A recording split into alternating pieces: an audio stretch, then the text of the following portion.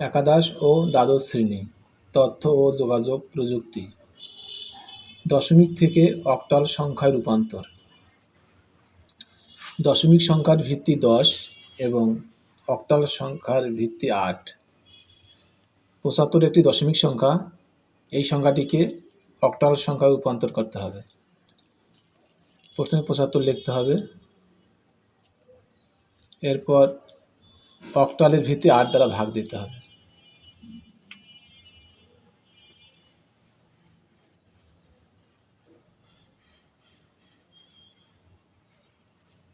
8 9 72, ভাগশেষ 3। ভাগফল লিখব 75-এর নিচে, ভাগশেষ লিখতে হবে ডানে। আবার 8 দ্বারা ভাগ দিতে হবে।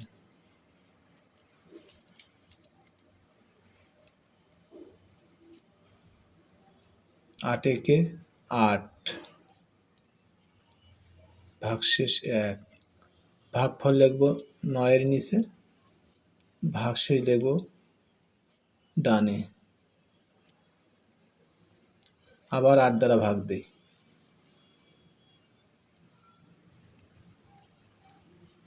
ভাজ্য যেহেতু ছোট তাই 0 নিতে হবে। 8 এবং 0 গুণ করলে 0, ভাগশেষ 1।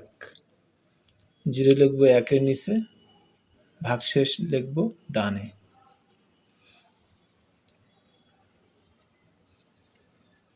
নিচে হচ্ছে MSB, মোস্ট সিং বিট। উপরে হচ্ছে LSB, লেস সিং বিট। অতএব 75 সমান, নিচ থেকে উপর দিকের সংখ্যাগুলো সাজিয়ে লিখতে হবে। 1 1 3 8 অক্টাল সংখ্যায় রূপান্তরিত হলো। আশা করি বুঝতে পেরেছেন।